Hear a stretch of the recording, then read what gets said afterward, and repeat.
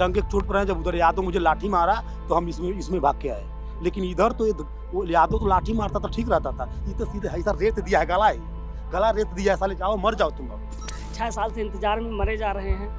कितने लोग ख़त्म हो गए, कितने लोग बीमार हो गए, हार्ट के पेशेंट हो गए, डायबिटीज़ हो गई, कितने लोगों को ब्लड प्रेशर बढ़ा हुआ है। क्या मरने के बाद मरणोपरांत सरकार देगी नियुक्ति पत्र? प्रदर्शन चल रहा है, क्या मांगे हैं आपकी, क्या कुछ कहना चाहेंगे? एक लंबा समय गुजर चुका है, इन 4 सालों में क्या कुछ बीता है आप लोगों के ऊपर?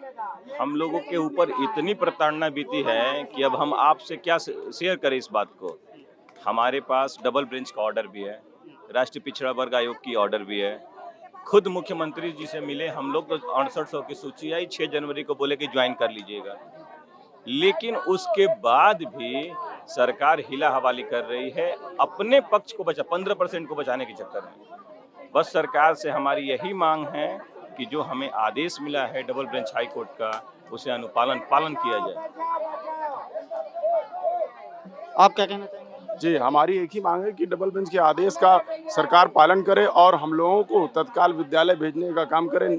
और हम लोग यहाँ धरना प्रदर्शन करने के लिए कोई हमें शौक नहीं लगा, यहाँ आते हैं सड़कों पर घसीटे जाते हैं। और देखिए इतना गर्मी का मौसम है, हमारी कई बहनें बेहोश हो गई और 3-4 भाई भी बेहोश हो गए। तो ये यहाँ कोई सुनने को तैयार नहीं। देखिए भूपेंद्र चौधरी जी का आवास है, गेट बंद है यहाँ, और हमारी कोई बात सुनने तक को नहीं तैयार कि हाँ ये सुन लिया जाए। एक गिलास पानी भी नहीं दे रहे हैं गिलास मांगने पे। ये हमारे समाज से आते हैं, जब वोट लेने की बात आती है तो हमारे दरवाजे पे जाते हैं और हम इनको बाइज्जत मीठा और पानी देते हैं, जो भी रहता है वो देते हैं, लेकिन इनका दरवाजा एक सादा पानी के लिए भी नहीं खुल रहा है। इस संघर्ष, आपने पूछा कि आप लोगों के ऊपर क्या बीती, हम लोगों का 4 साल का संघर्ष है और इसको हम 4 पंक्ति में व्यक्त करेंगे कि मेहनत मजदूरी करके सदा हम अपना गुजारा करते हैं। मेहनत मजदूरी करके सदा हम अपना गुजारा करते हैं, खुद अपने ही हाथों से अपनी तकदीर सवारा करते हैं।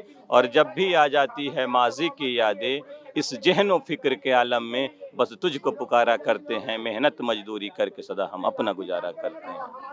बरसात की काली रातें हो, ठंडी का ठिठुकता मौसम हो, फुटपाथ पे बंजारों की तरह दिन रात गुजारा करते हैं। मेहनत मजदूरी करके सदा हम अपना गुजारा करते हैं। बताइए, ये 1 गिलास पानी भी नहीं दे रहे हैं, इतनी शर्म की बात है। हम इन्हें बताएंगे हमारा उपचुनाव आने वाला है, हमारे पास वोट की ताकत है, ये वोट लेने आए, हम भी दरवाजा बंद करके रखेंगे। हम लोगों की मांग बस बहुत छोटी सी है। 6 साल से परेशान हैं। अब हाई कोर्ट का आदेश भी आ गया। सरकार कह रही थी मामला कोर्ट में है, जैसे ही आदेश आएगा हम तुरंत कर देंगे। तो आदेश आ गया, अब सरकार दे ना करे, हम लोगों को नियुक्ति पत्र पहले दे दे, तुरंत ज्वाइनिंग कराए, उसके बाद क्या करना है क्या नहीं करना वो सरकार जाने। जैसे 3 महीने की मियाद की बात सरकार कर रही है, उसके पास 3 महीने का समय है। ये तो बहुत दिन से चल रहा है, तो कंफर्म हो गया कि कोर्ट ने ये कहा कि 3 महीना का समय दिया, 3 महीने के अंदर करने के लिए। ये नहीं कहा कि 2 दिन में करेंगे, दिक्कत हो जाएगी कोई। तो आप 2 दिन का काम है, 2 दिन में करिए, क्या जरूरत है 3 महीने देख रहे हैं? 6 साल का नहीं देख रहे हैं। 6 साल से इंतजार में मरे जा रहे हैं। कितने लोग ख़त्म हो गए, कितने लोग बीमार हो गए, हार्ट के पेशेंट हो गए, डायबिटीज़ हो गई, कितने लोगों को ब्लड प्रेशर बढ़ा हुआ है। क्या मरने के बाद मरणोपरांत सरकार देगी नियुक्ति पत्र? कोई एक समय होता है। 6 साल थोड़ा समय नहीं है, छोटा समय नहीं है। 6 साल बर्बाद हो गए, बाल वाल उड़ गए पूरा। जब हम फार्म भरे थे, हमारी फ़ोटो तब की देखिए, अब की देखिए। मोबाइल में है, फार्म में जो फ़ोटो लगी पूरा बाल थे, सर के सारे बाल देखिए उड़ गए हैं। दिखाइए, टेंशन में दिन रात सो नहीं पाते हम लोग, मरीज होते जा रहे हैं। खत्म हो गया है, सरकार को अभी भी टेंशन बताइए। है, ये नौकरी नहीं देना चाह रही है। हमारा उम्र, मैं संगम सिंह निषाद, जिला गोरखपुर से, मैं मुखिया जी के पास से ही मैं आता हूँ। मैं मुखिया जी को मैं अच्छी तरह से जानता हूँ। वो केवल हम पिछड़े दलितों का खून चूसना चाहते हैं। चूस करके इतना चूस डालेंगे कि जब हम लोग चलने भर के क्षमता नहीं रह जाएगा, तब कहेंगे कि चलो अब तुम लोग को मैं विद्यालय भेज रहा हूँ। 4 साल से लाठियाँ बरसाते थक गए। अब वही पूरा मंत्री बोल रहे थे कि जैसे ही माननीय हाई कोर्ट के आदेश का जैसे ही कोई आर्डर आएगा, आर्डर आने के बाद हम तुरंत हम कार्रवाई करेंगे, एक्शन करेंगे। कौन सा एक्शन है आपका? कौन सा एक्शन आप करवा रहे हैं?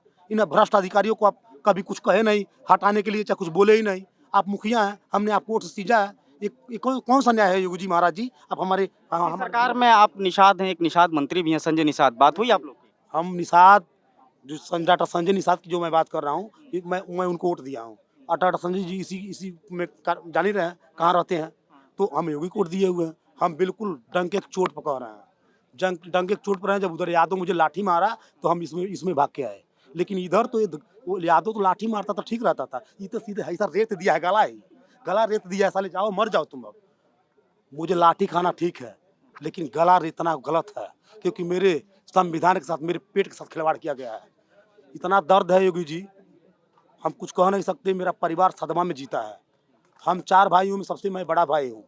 मेरी माँ गहना लुग्गा कपड़ा जो भी है बेच ओच करके यहाँ पर, उसके बाद से हमको पैसा दी, चंदा दी। हम आते हैं इको गार्डन में, सारा पैसा उसका चूस के ख़त्म कर दिए हैं 4 साल से इको गार्डन धरना में। लेकिन आज भी मेरी माँ आस लगाई है, क्योंकि वोट दी है मेरी माँ, जाके बटन दबाई है योगी जी को, आस लगाई है कि योगी जी जरूर भला करेंगे। जब श्री रामचंद्र जी को मल्लाह निषाद जब पार किया था तो योगी जी पार करेंगे।